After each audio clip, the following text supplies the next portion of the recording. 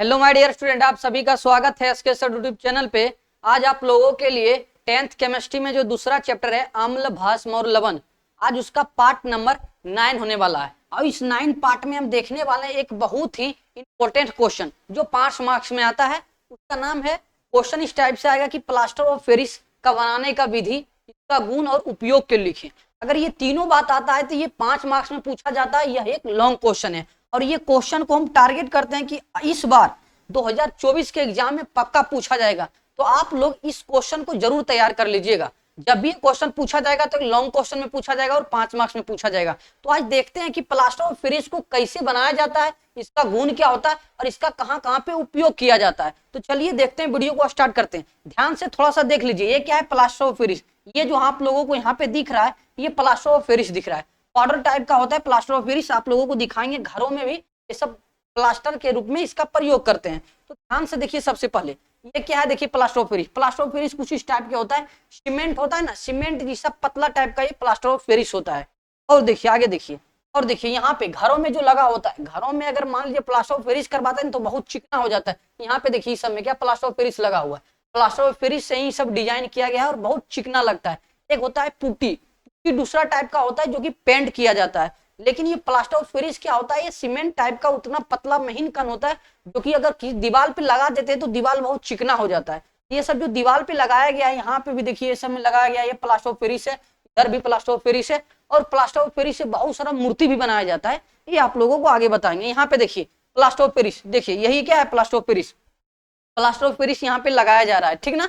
इसका प्रयोग ज्यादा बताएंगे, पहले इसका बनाने का विधि देखते हैं, प्लास्टर ऑफ पेरिस को कैसे बनाते हैं। एग्जाम में क्वेश्चन कुछ इस टाइप से आएगा, क्वेश्चन इस टाइप से आएगा और बोलेगा कि प्लास्टर ऑफ पेरिस, इसको बोलते हैं पीओपी, पीओपी शॉर्ट में। इसका जो रासायनिक नाम होता है कैल्शियम सल्फेट, इसका जो अनुसूत्र होता है CaSO4 CuSO4 और हाफ H2O होता है। क्या होता है, हाफ H2O का क्वेश्चन भी पूछा जाता है कि प्लास्टर ऑफ पेरिस में जल का कितना अनुभाग लेता है। जल का कितना अनु, तो आधा अनुभाग लेता है, अर्थात हाफ, अर्थात 50% लेता है। कितना लेता है, 1/2 जल का अनु होता है। ये क्वेश्चन पूछा जाएगा ऑब्जेक्टिव में।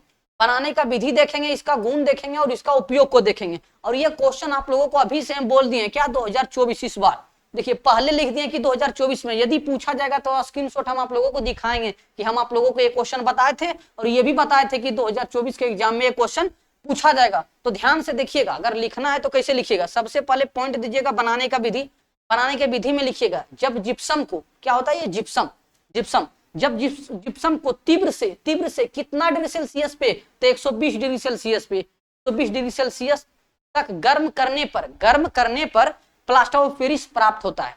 जब जिप्सम को 120 डिग्री सेल्सियस ताप पे गर्म करते हैं तो प्लास्टर ऑफ पेरिस प्राप्त होता है, ठीक ना। तो सबसे पहले बात यह है कि जिप्सम का फार्मूला क्या होता है, तो जिप्सम का भी फार्मूला पूछा जाता है। देखिए जिप्सम का फार्मूला क्या होता है, ध्यान से देखिए, CuSO4 CaSO4 इंटू 2H2O कितना होता है, जल का कितना अणु होता है, 2 अणु। यहाँ भी क्वेश्चन पूछा जाएगा कि जिप्सम के फार्मूला में जल का कितना अणु पाया जाता है, तो 2 अणु। कितना अणु, 2 अणु। जब इसको 120 डिग्री सेल्सियस ताप पे जब गर्म करेंगे ना तो ये देगा प्लास्टर ऑफ पेरिस। और यहाँ पे क्या होगा, जल इधर बाहर निकलेगा। यहाँ पे देखिए आधा जल है, यहाँ पे कितना, 1.5 जल है। तो कितना जल हो गया, 2 जल हो गया। यहाँ भी कितना था, 2 जल।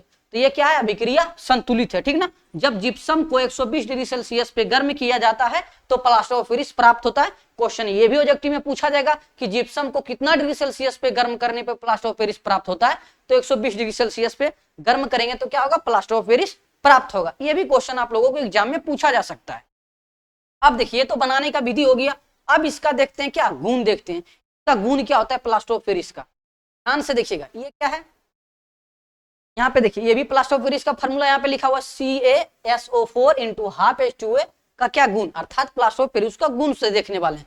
यह सफेद चूर्ण होता है, क्या होता है, सफेद चूर्ण टाइप होता है, सीमेंट टाइप का होता है। बार बार आप लोगों को बता रहे हैं, दिखाए भी थे। इसमें जल मिलाने के फलस्वरूप मिश्रण तप्त होकर जिप्सम में परिवर्तन हो जाता है। जब यदि आप प्लास्टर ऑफ पेरिस में जल मिलाते हैं, जल मिला के यदि वो मिश्रण बनता है, यदि मिश्रण को तप्त करते हैं अर्थात वो गर्म करते हैं, जब जैसे उसको गर्म करेंगे तो पुनः वो क्या होगा, जिप्सम में परिवर्तित हो जाएगा। मतलब प्लास्टर ऑफ पेरिस में पानी डिलाइए और उसमें मिश्रण बनाइए, मिश्रण को फिर से गर्म कीजिए, फिर से वो क्या बन जाएगा, प्लास्टर ऑफ पेरिस। अर्थात फिर प्लास्टर ऑफ पेरिस फिर से किस में बदल जाएगा, जिप्सम में बदल जाएगा, ठीक ना। ये इसका 2 गुण था, ये गुण आप लोगों को लिख देना है। अब इसका मोस्ट इंपोर्टेंट है क्या, उपयोग। इसका उपयोग अगर पूछा जाए तो 2 मार्क्स में भी पूछा जा सकता है, वरना ये तीनों क्वेश्चन पूछेगा तो लॉन्ग क्वेश्चन होगा, ठीक ना। अब देखिए प्लास्टर ऑफ पेरिस का क्या देखने वाले हैं, उपयोग। तो सबसे पहले इसका उपयोग किया जाता है खिलौना बनाने में। आप लोग यदि जब भी दीपावली आता है तो लक्ष्मी पूजा में आप लोग जो फोटो लेते हैं लक्ष्मी माँ का और गणेश भगवान का, यहाँ पे जो फोटो लेते हैं ना, जो फोटो रहता है वो फोटो जो कहीं ना कहीं क्या होता है, ये प्लास्टर ऑफ पेरिस का बना होता है। जो जितना महंगा होगा ना वो प्लास्टर ऑफ पेरिस का क्या होगा, फोटो बना हुआ रहता है। गणेश भगवान का रहता है, एक पार्वती का रहता है, वो फोटो भी प्लास्टर ऑफ पेरिस का रहता है। बहुत सारा मूर्ति जो महंगा महंगा मूर्ति होगा वो प्लास्टर ऑफ पेरिस का बनाया जाएगा। और देखिए टूटी हुई हड्डियों को सही सही जगह स्थिर करने में, अगर मान लीजिए किसी का हड्डी टूट गया तो उसको क्या करता है डॉक्टर, सबसे पहले उसको सही जगह जहां पे रहना चाहिए वहां पे ला देता है। उसके बाद उसको कपड़ा लपेट के, बहुत सारा रुई लपेट के उस पर प्लास्टर ऑफ पेरिस डाल दिया जाता है, और फिर प्लास्टर ऑफ पेरिस बहुत सूख जाता है तो कड़ा हो जाता है, और फिर हड्डी को क्या हो जाता है, जिस तरह से बैठा दिया जाता है फिर उसी तरह से बैठ जाता है। तो डॉक्टर भी हड्डी को सही स्थान पे बैठाने के लिए इसका उपयोग करते हैं। और देखिए खिड़की हो गया, दरवाजे हो गया, एवं छिद्रों को बंद करने में, खिड़की दरवाजे, कहीं घर बनाते हैं तो कहीं पे छेद रह जाता है तो उसको प्लास्टर, यानी उसको प्लास्टर के रूप में बोलिए, या तो उसको बंद करने के रूप में बोलिए, या तो घर को क्या पुताई करने के रूप में बोलिए। पुताई तो नहीं बोल सकते क्योंकि ये तो पेंट होता नहीं, तो इस तरह से क्या लेप चढ़ा के उसकी खिड़की जितना भी छेद वगैरह होता है सबको मुन दिया जाता है। अगर घर में आप प्लास्टर ऑफ पेरिस करवाते हैं अर्थात पीओपी लगवाते हैं तो घर ज्यादा सुंदर दिखने में लगता है।